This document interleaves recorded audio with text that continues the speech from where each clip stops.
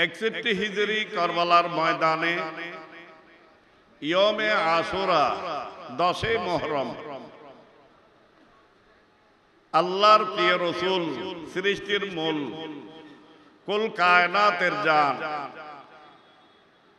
সমস্ত মখলুকাতের প্রাণ সরকারে দো আলম নূরে মুজাসসম রহমতে আলম শফিয়ে মুআজ্জম নবী মুহতশম জানে দো আলম আকা মৌলা নবী মুহাম্মদুর রাসূলুল্লাহ সাল্লাল্লাহু আলাইহি ওয়াসাল্লামের নূরানী আওলাদ কলিজার টুকরা সন্তান যার বিষয়ে নবী হাদিসে পাকে এভাবে বলেছেন হুসাইনুন মিন্নি ওয়া আনা মিন হুসাইন, হুসাইন আমার থেকে আমি হুসাইন থেকে। এক কথায় মান আহাব্বা হুসাইনান ফাকাত আহাব্বানি, নবী ইরশাদ ফরমাচ্ছেন যে আমার হুসাইনকে ভালোবাসলো সে নিশ্চয় আমি নবীকে ভালোবাসলো। সে কলিজার টুকরা নয়নের মণি চোখের ফুতলি ইমামে পাক ইমামে আলী মকাম সৈয়দুশ শুহাদা শহীদে দস্তে কারবালা হযরতে ইমামে হুসাইন রাদিয়াল্লাহু তাআলা আনহু সপরিবারে তার নেতৃত্বে কারবালার ময়দানে ইসলামকে রক্ষা করার জন্য যে শাহাদত বরণ করেছিলেন, যাদের শাহাদতের বিনিময়ে আমরা অবিকল ইসলাম পেয়েছি, দিন পেয়েছি, ধর্ম পেয়েছি, কোরআন পেয়েছি, হাদিস পেয়েছি, শরীয়ত পেয়েছি, নামাজ রোজা হজ যাকাত পেয়েছি। যে ইসলাম প্রতিষ্ঠা করেছেন সাহাবায়ে কেরামের রক্তের বিনিময়ে আল্লাহর প্রিয় রাসূল, আবার সেই ইসলামকে রক্ষা করেছেন নবীর আওলাদে পাকগণের রক্তের বিনিময়ে। বড় করে বলুন সুবহানাল্লাহ। তাইলে এখানে কারো অবদান ছোট করে খাটো করে দেখার কোনো সুযোগ নাই। সাহাবায়ে কেরামের রক্তের বিনিময়ে ইসলাম প্রতিষ্ঠিত হয়েছে, আর ইসলাম রক্ষা হয়েছে নবীর আওলাদের রক্তের বিনিময়ে। ঠিক কি না? ইসলাম রক্ষা করেছেন নবীর আহলে বাইত, নবীর আহলে বাইত। সেই জন্য আলোচনা তো করতে গেলে দীর্ঘ হয়ে যাবে, আমি ইশারা করতেছি। যেদিন ইমামে পাক ইমামে হুসাইন দুনিয়ার মধ্যে তশরিফ এনেছিলেন, এই দ্বারা দামে শোভাগমন করেছিলেন, তার নূরানী বেলাদত শরীফ হয়েছিল, সেই দিন থেকে আল্লাহর প্রিয় রাসূলের কাছে ইমাম হোসেন যে নবীর নামদারি উম্মতের হাতে শহীদ হবেন, এটা আল্লাহর রাসূলকে খবর দেয়া হয়েছিল। এমনকি যে জায়গায় শাহাদত বরণ করবেন সেই জায়গার মাটি পর্যন্ত হযরতে সৈয়দুল মালায়েকা জিবরিল আমিন আলাইহিস সালাম এনে নবীজির হাত মুবারকে দিলেন। নবী জানা সত্ত্বেও কিন্তু একবারের জন্য দোয়া করেননি যে আল্লাহ আমার হোসেনকে তাদের হাত থেকে রক্ষা করি, তাদের হাত থেকে রক্ষা করিও, এই বলে আল্লাহর প্রিয় রাসূল একবারের জন্য দোয়া করেন নাই। বরং নবী তখন থেকে দোয়া করেছেন, আল্লাহুম্মা আতিল হুসাইনা সাবরান ওয়া আজরা, হে আল্লাহ আমার হোসেনকে ধৈর্য শক্তি এবং ধৈর্যের পুরস্কার দান করো। এজিদের হাত থেকে রক্ষা করার জন্য দোয়া করেন নাই, বরং এজিদের মোকাবেলায় যেন হোসেন ধৈর্য ধারণ করতে পারেন, এই সবরের যেন পুরস্কার আল্লাহ দান করেন, এটা আমার রাসূল দোয়া করতেন। কেননা রাসূল জানেন যে এজিদের হাতে ইসলাম কি হয়ে যাবে, বিকৃত হয়ে যাবে, ইসলাম কি হয়ে যাবে, বিকৃত হয়ে যাবে, কোরআনের আইন ক্ষমতা বলে রদ বদল হয়ে যাবে, নবীর শরীয়ত এটা যথাযথ থাকবে না। তো এটাকে প্রতিষ্ঠা করতে হলে, টিকিয়ে রাখতে হলে, উদ্ধার করতে হলে, ইসলামকে রক্ষা করতে হলে নবীর আওলাদের খুনের প্রয়োজন ছিল। বিদায় আমার রাসূল ইমাম হোসেনকে শাহাদত থেকে রক্ষার দোয়া করেন নাই, বরং যেন এজিদের মোকাবেলায় ধৈর্য ধারণ করে শাহাদত বরণ করে ইসলামের গোড়ায় রক্ত দিয়ে পানি দিয়ে এটাকে যেন তরুতাজা করতে পারেন। সেই জন্য আমার রাসূল আল্লাহুম্মা আতিল হুসাইনা সাবরান ওয়া আজরা এই বলে দোয়া করেছেন। বরকত বলুন সুবহানাল্লাহ। এখানে আরেকটা কথা আমি মাঝখানে একটা কথা বলবো যে আল্লাহ রসুলের হাতে যে মাটিগুলো আনে দেওয়া হয়েছিল, ইমাম হোসেন যে জমিনে শাহাদত বরণ করবেন সেই জমিনের কিছু মাটি আল্লাহর প্রিয় নবীর হাতে হযরত জিবরাইল আলাইহিস সালাম এনে দিয়েছিলেন। এনে দেওয়ার পর নবীজি মাটিগুলা সংরক্ষণ করার জন্য দিলেন নবীজির আজওয়াজে মুতাহারাতগণের মধ্যে একজন আমাদের ঈমানদারগণের আম্মা জান উম্মুল মুমিনিন হযরতে সাইয়েদনা উম্মে সালামা রাদিয়াল্লাহু তাআলা আনহার হাতে। এখন প্রশ্ন করতে পারেন, হুজুর অন্যান্য বিবিগণও তো নবীর উপস্থিত ছিলেন, আমাদের অন্যান্য মাগণও তো উপস্থিত ছিলেন, কিন্তু নবী অন্যান্যদের হাতে না দিয়ে বিশেষ করে যাকে বেশি নবী মহব্বত করতেন, যিনি অন্যান্য বিবিগণের মধ্যে বয়সে সবার চাইতে কম ছিল, বয়স কম ছিল, কনিষ্ঠ ছিল, যিনি দ্বীন ধর্ম ইসলামের জ্ঞানে মুস্তাহিদ ছিলেন, উম্মুল মুমিনিন হযরতে সাইয়্যিদাতুনা আয়েশা সিদ্দিকা রাদিয়াল্লাহু তাআলা আনহা, ওনার হাতে তো দিতে পারতেন। কি বলেন? উনি যখন বয়সে সবার চাইতে কম, তাইলে ওনার হাতে দিলে উনি বেশি দিন বেঁচে থাকবেন এই খেয়ালে দিতে পারতেন কি পারতেন না? কিন্তু একটা কথা খেয়াল রাখবেন, আমার নবী জানেন 61 হিজরি কারবালার ময়দানে যখন এই ঘটনা সংঘটিত হবে তখন মা আয়েশা নয় অন্যান্য বিবিগণও থাকবেন না, থাকবেন একমাত্র উম্মে সালামা রাদিয়াল্লাহু তাআলা আনহা। তাইলে এখানেও বোঝা যায় নবী গায়েব জানেন, অদৃশ্য জ্ঞান রাখেন। সেই জন্য আমরা যারা হোসাইনি, আমরা যারা হোসাইনি বলে তো আমরা গৌসুল আজমকে ভালোবাসি, হোসাইনি বলে তো আমরা গৌসুল আজমকে মোহাব্বত করি, হোসাইনি বলে তো আমরা গৌসুল আজমকে ভক্তি করি, হোসাইনি বলে তো আমরা গৌসুল আজম বলে সমস্যায় পড়লে তাকে ডাক দিই, ঠিক কি না? গৌসুল আজম যার ভিতরে রয়েছে হাসানি এবং হোসাইনি বেলাল, গৌসুল আজমিনী যিনি হলেন হাসান এবং হোসাইনের আওলাদ, উভয় দ্বারাই যিনি হাসানি এবং হোসাইনি গৌসুল আজম। তা আমরা হোসাইনি বলে গৌসুল আজমের দরবারে এসেছি, আমরা হোসাইনি বলে গৌসুল আজমের দরবারে আজকে হোসাইনের মাহফিল উপস্থিত হয়েছে, ঠিক কি না? তা আমাদের আকীদা হলো আল্লাহর রাসূল অদৃশ্য জ্ঞান রাখেন, গায়েব জানেন নয়, বরং নবী বলতেছেন উতীতু ইলমাল আউয়ালিনা ওয়াল আখিরিন। হাদিসে পাকে নবী বলতেছেন যে আমাকে সৃষ্টির শুরু থেকে শেষ পর্যন্ত জ্ঞান দেওয়া হয়েছে। বরকর বলুন সুবহানাল্লাহ।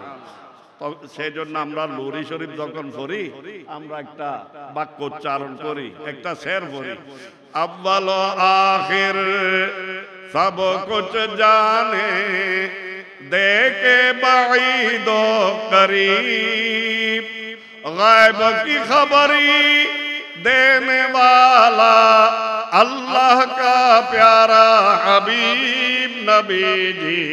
अल्लाह अल्लाह ला इलाहा इल्लल्लाहु अल्लाह अल्लाह লা ইলাহা। ইমামে হোসাইন 61 হিজরি কারবালার ময়দানে যখন শাহাদত বরণ করলেন, এই সময় আমাদের আম্মা জান উম্মে সালামা উনি দুপুরের খাবার খেয়ে কাইলুলাতে কিছুক্ষণ বিশ্রাম নিচ্ছেন, এর ভিতরে নিদ্রা এসে গেল। দেখতেছেন আল্লাহর প্রিয় রাসূল রক্তাক্ত মাটি মাখা এলোমেলো দাড়ি মোবারক সহ নবীজিকে স্বপ্নে দেখলেন। উনি তাড়াতাড়ি বলতে লাগলেন, ইয়া রাসূলুল্লাহ আপনার এই অবস্থা কেন? কারণ যারা নবীজিকে স্বপ্ন দেখবেন তারা নবীজিকে সত্যই দেখেছেন। জাহেরি ভাবে প্রকাশ্য ভাবে নবীর দিদার যেরকম স্বপ্নে যুগ নবীর দিদার সেই রকম। সেই জন্য আল্লাহর প্রিয় রাসূল বলতেছেন, মান রানি ফিল মানামে ফাকাত রাল হক, যে ঘুমের মধ্যে আমি নবীকে দেখেছেন সে নিশ্চয় আমাকে দেখেছে, সত্যই দেখেছে, কেননা শয়তান নবীর সূরত ধারণ করতে পারে না। আমাদের আম্মাজান যখন জিজ্ঞাসা করলেন আপনার এই অবস্থা, তখন আল্লাহর প্রিয় রাসূল উত্তর করলেন, শাহিদতু কাতলাল হোসাইনে আনেফা, শাহিদতু কাতলাল হোসাইনে আনেফা, আমি হোসাইন আমার আদরের নাতি যে শাহাদত বরণ করেছেন তার কতলগা শাহাদতের স্থান সেখানে আমি উপস্থিত ছিলাম, যার কারণে নাতি যখন শাহাদতের পরে মাটির মধ্যে গড়াগড়ি করতেছেন তখন আমি আল্লাহর দরবারে আল্লাহুম্মা আতিল হুসাইনা সাবরা ওয়া আজরা বলে বলে জড়িয়ে ধরেছি, নাতিকে সান্ত্বনা দিয়েছি, তার রক্তমাখা মাটিগুলো আমার দাড়িতে আমার শরীরে লেগে আছে। বরকত বলুন সুবহানাল্লাহ। তাহলে বোঝা যায় নবী রওজায়ে পাক থেকে যাইতে পারেন, নবী রওজায়ে পাক থেকে যাইতে পারেন, এটা আমরা সুন্নিদের আকীদা, ঠিক কিনা? তো এইভাবে কথা বললে অনেক আলোচনা আমাদের মঞ্চে তশরিফ ফরমা হয়েছেন। আজকে তো আমি বড় ভাইকে বলছি যে আজকে দুই আজহারি যেখানে এসেছেন, আমরা কি আর আলোচনা, আমরা তো আসছি দোয়া নেব, দয়া নেব, আর গৌসুল আজমের দুয়ার একটা এই কপালটা তার কদমে দেব, এই উদ্দেশ্যে আসছি। তাই যাক, বাবা জান কেবলা এই তশরিফ ফরমা, উনি তো অসুস্থ, তারপরও ব্লাড তো ইমামে পাক ইমামে হোসাইনের, কার ব্লাড? শরীরে ব্লাড কার? গৌসুল আজমের শরীর মোবারকে যদি হাসানি হোসাইনি ব্লাড হয় তাহলে তিনি সদারত করতেছেন, দুই পাশে দুই আওলাদ বসে আছেন, তো ওনাদের শরীরে কি ব্লাড আরেকটা হবে না? কি বলেন? হ্যাঁ, তো যেখানে ইমামে পাক ইমামে হোসাইনের তাজকিরা হচ্ছে, আলোচনা হচ্ছে, সেখানে কি আর ঘরে বসে থাকতে পারেন? দেখতেছেন হাঁটতেও পারতেছে না, কোমরের ব্যথা, তারপরও এই অবস্থায় দৌড়ে চলে আসলেন ইমামে পাক ইমামে হোসাইনের প্রেমের টানে। আল্লাহ যেন ওনার উসিলায় আমাদেরকে ভালোবাসা যেন দান করেন। আহলে বাইত রাসূলের যে ভালোবাসা, এই ভালোবাসায় যদি মৃত্যু হয়, হাদিসে পাকে এসেছে মান মাতা হুব্বে আলে মুহাম্মাদিন সাল্লাল্লাহু আলাইহি ওয়াসাল্লাম মাতা মাগফুরা। এইভাবে আরো এসেছে মাতা তায়েবা, মাতা মুমিনা, মাতা শহীদা, এইভাবে বিভিন্ন রাওয়ায়াত রয়েছে। তাই যাদের প্রেমে মৃত্যুবরণ হলে ক্ষমা প্রাপ্ত হিসাবে মৃত্যু হয়, শাহাদতের মর্যাদা নসিব হয়, আল্লাহর দরবারে ফরিয়াদ, আল্লাহ যেন তাদের প্রেমে আমাদের বাঁচিয়ে রাখেন, এই প্রেমে যেন মত দান করেন। কাল হাসরে যেন আল্লাহ, কাল হাসরে ওনাদের হাতে ওনারা কি পান করাবেন? আজকে যারা আসছেন গৌসুল আজমের দুয়ারে, এই কদমে ইমামে হোসাইনের প্রেমে, তাদেরকে ইমাম হোসাইন হাউজে কাউসারের পানি পান করাবেন। কি পান করাবেন? হাউজে কাউসারের পানি পান করাবেন। আজকে যার সদারতে মাহফিল হচ্ছে, আমরা ইমাম হোসাইনের সামনে যাব ওনার নেতৃত্বে, ঠিক কিনা? আমরা ইমাম হোসাইনের সামনে যাব ওনার নেতৃত্বে, কারণ উনি হলেন গৌসুল আজমের আওলাদ, ইনি হলেন আওলাদে রাসূল। তাই ইমামে পাক মা ফাতেমা খাতুনে জান্নাতের বর্ণনায় দেখেছি, ওনার আলোচনার মধ্যে, ওনার জীবনীর মধ্যে, কাল হাসরের ময়দানে যখন আল্লাহ হিসাব নিকাশ নেবেন, গুনাহগারদের গুনার হিসাব, আল্লাহ এমনি তো রহমান, কিন্তু আল্লাহ সেদিন ডাক দেবেন লিমানিল মুলকাল ইয়াউম লিল্লাহিল ওয়াহিদিল কাহ্হার। আল্লাহ যখন কাহ্হারিয়তের জালালিয়তের অবস্থায় জালো আফরোজ হবেন, তখন আমাদের প্রিয় নবী আমাদের মায়ায় কান্নায় নবী আল্লাহর আরশের মধ্যে, আরশের নিচে সিজদায় পড়বেন, আল্লাহর আরশের নিচে সিজদায় পড়বেন। এমত অবস্থায় খাতুনে জান্নাত মা ফাতেমা রাদিয়াল্লাহু তাআলা আনহা, ওনার আলোচনা আমি আসার সময় শুনেছি, এই জন্য এদিকে আর আলোচনা করি নাই। খাতুনে জান্নাত মা ফাতেমা রাদিয়াল্লাহু তাআলা আনহা এক হাতে ইমামুল হুদা ইমামে হাসান মুজতবা রাদিয়াল্লাহু তাআলা যাকে বিষ প্রয়োগে শহীদ করা হয়েছিল, ঠিক কিনা? এটা আমরা জানি, যাকে বিষ পান করিয়ে শহীদ করা হয়েছিল। বিষ মাখা জামা এক হাতে নেবেন, আর ইমামে হোসাইনের রক্ত মাখা জামা আরেক হাতে নেবেন, এবং দুই হাতে দুই জামা নিয়ে খাতুনে জান্নাত মা ফাতেমা আল্লাহর আরশের দিকে অগ্রসর হবেন। আল্লাহর আরশের দিকে অগ্রসর হবেন।